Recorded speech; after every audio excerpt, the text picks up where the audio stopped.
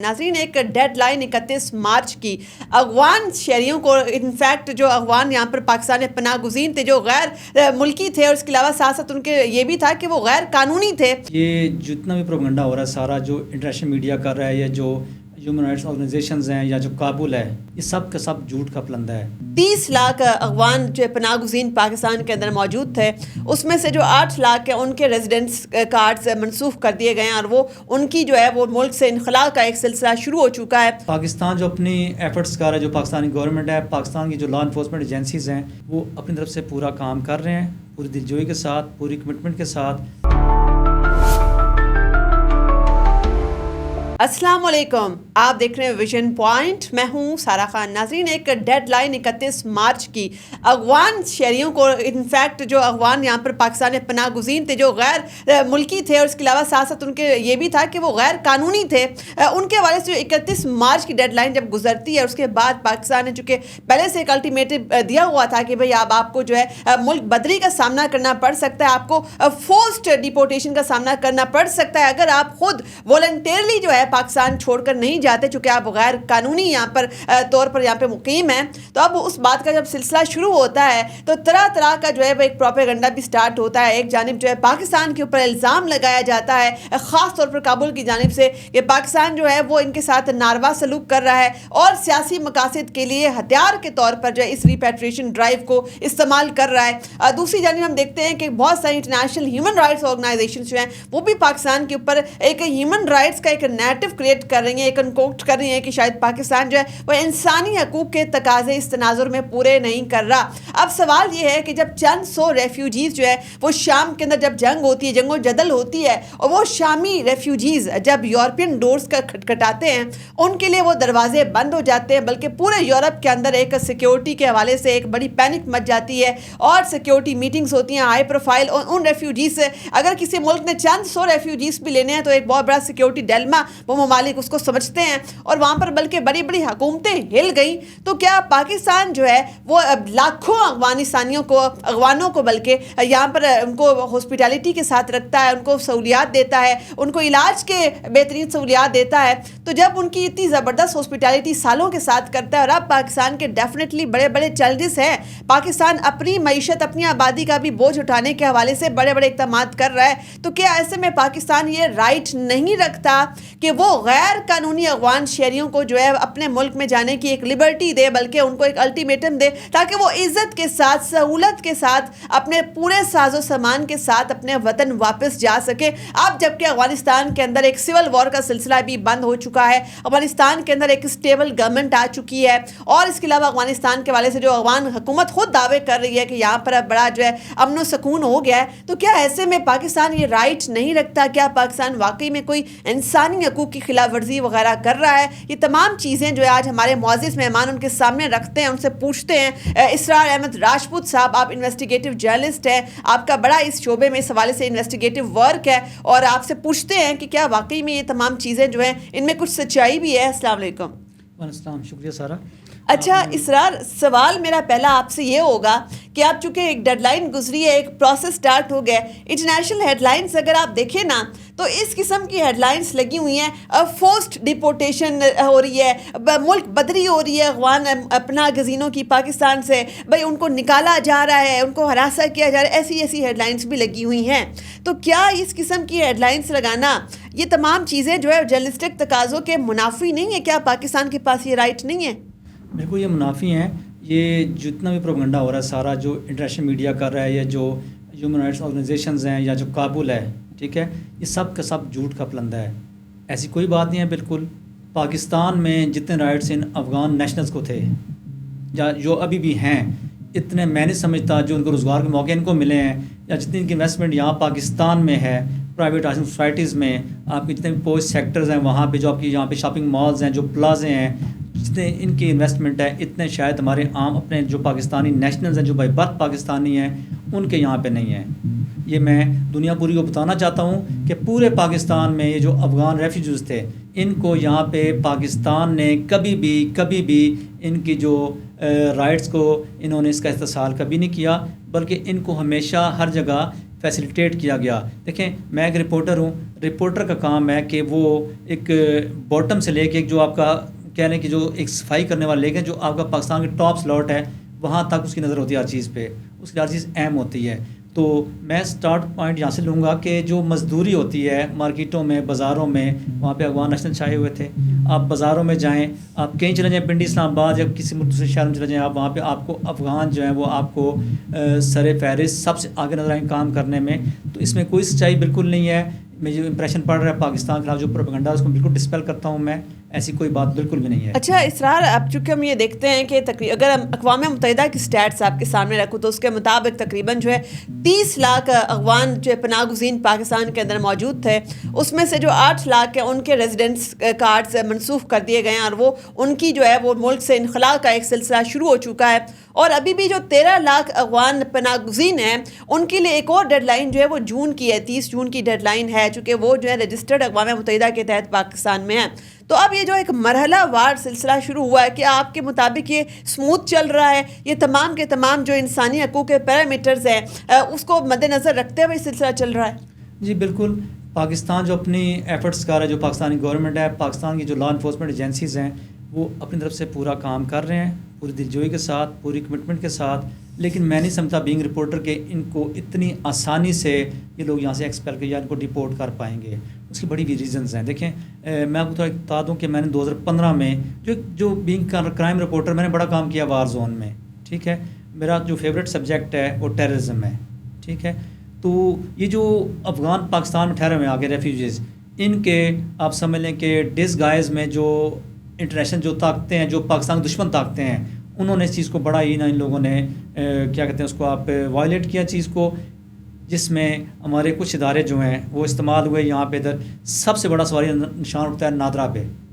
یہاں پہ افغان نیشنلز کو جو کارڈ جاری کیے گئے جعلی رشوت کے. ابھی میں کل ایک صالح مغل صاحب میں رپورٹر ہمارے ایکسپریس کے ان کی خبر پڑھ رہا کہ ایف آئی اے نے نادرا ہیڈ کوارٹر کے پاس ایک جو ایف آئی اے نادرا کا ملازم پکڑا ہے جس نے تقریباً 13 افغان نیشنلز کو جعلی کارڈ جاری کیے ہیں, ٹھیک ہے.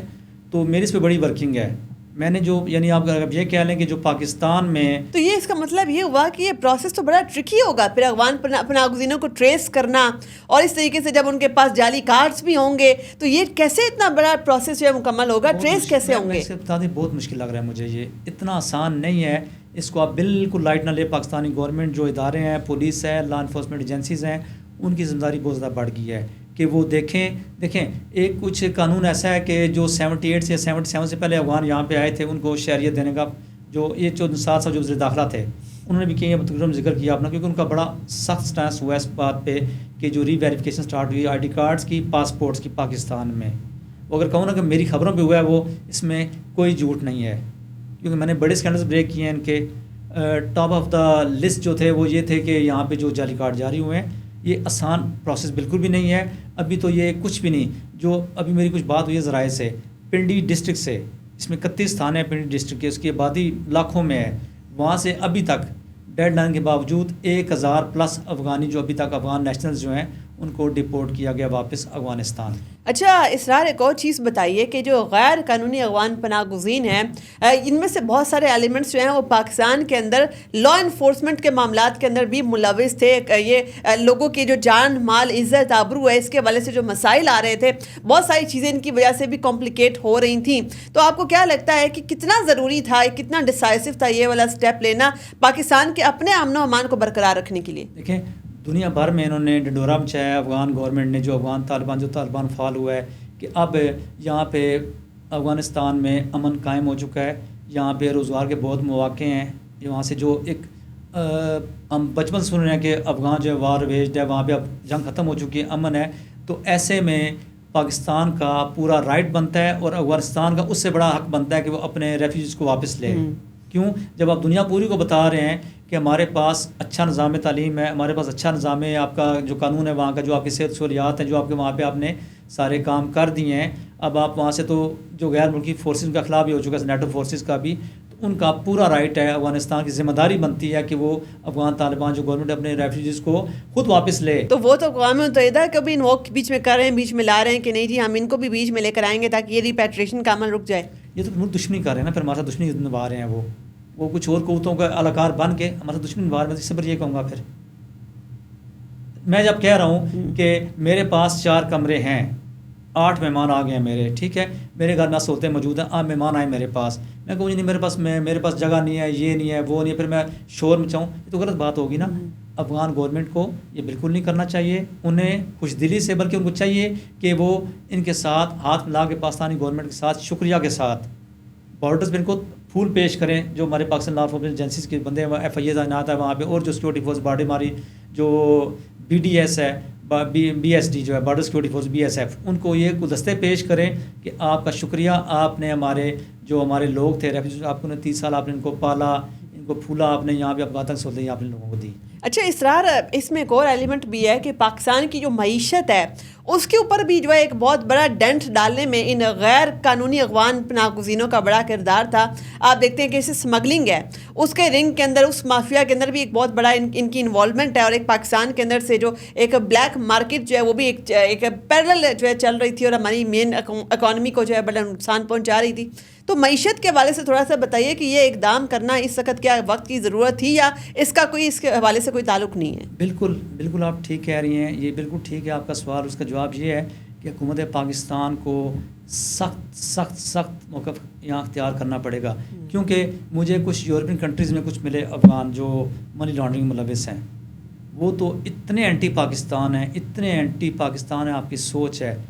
اور ایک میں آپ کے پروگرام کی توسیع خبر دینا چاہوں گا اپنے لا انفارمیشن ایجنسیز کو کہ میں نے یہ آج سے 4-5 سال پہلے خبر دی تھی یہ والی, کہ جو افغان ملک دشمن, پاکستان دشمن جو قوتیں ہیں, انہوں نے یہاں پہ ایک اور وتیرہ اپنایا ہوا ہے کہ جو ٹیررسٹ ہیں, دہشت گرد بولوں گا, وہ ایک خاص حکمت عملی کے تحت ایک خاص جو ان کا اسٹریٹجی ہے, وہ اپنے جو ان کے فرض کریں ینگسٹرز جو ہیں ان کو جعلی پاکستانی کارڈ, جعلی پاکستانی پاسپورٹ لے کے دنیا بھر میں اسپیشلی یورپ, امریکہ, یو کے یہاں یہ سیٹل کر رہے ہیں ان کو, تاکہ اگلے 10 سالوں میں, اگلے 5 سالوں میں وہاں پہ وہ کچھ ایسی دہشت گردی والی کارروائی کریں, جب وہاں کی جو پولیس ہے, جب وہاں کے خفیہ ادارے ہیں, جب اس پہ انویسٹیگیٹ کریں آفٹر اکرنس آف انسیڈنٹ, تو نام آئے کہ یہ پاکستانی نیشنل ہیں. اس لیے یہ جو پروسیس ہے جعلی آئی ڈی کارڈز کا, جعلی پاسپورٹس کا, اس کا کلا کما بہت لازمی ہے. بات رہے گی معیشت کی, تو آپ کی بات بالکل ٹھیک ہے. تمام بڑی کرمنل ایکٹیویٹیز جو ہیں, جس میں سب سے بڑی ٹیررزم ہے, اس میں لوگ شارٹ انوالو ہیں. جو ہماری ایجنسیز ہیں ان کو سب کو پتہ ہے, سب کے پاس ڈیٹیلز ہیں, اور میں نے بھی وقتاً فوقتاً اس چیز کو رپورٹ کیا ہے, جس کی وجہ سے میں کئی دفعہ انڈر فائر بھی آیا, میرے سر قیمت مقرر کی گئی. یہاں پر میں ایک بات تو میں نے اسٹوری دی کہ 250 افغانیوں کے جو کارڈ بلاک تھے ایجنسیز کی رپورٹس پہ, وہ کچھ نادرا کرافٹ افسران نے مل کے ان سے پیسے ڈیل کر کے وہ ان بلاک کرنے کی کوشش کی. تو جس پر اس وقت کے جو حکومت تھی, اس کے منسٹر نے, یعنی جو چیئرمین نادرا تھے, ان کی شکایت پہ اس کے منسٹر نے, جو میرے اخبار کی ایم ڈی تھی, ان کو فون کیا کہ اسرار ہمارے خلاف بہت بے بنیاد سٹوریز دے رہا ہے.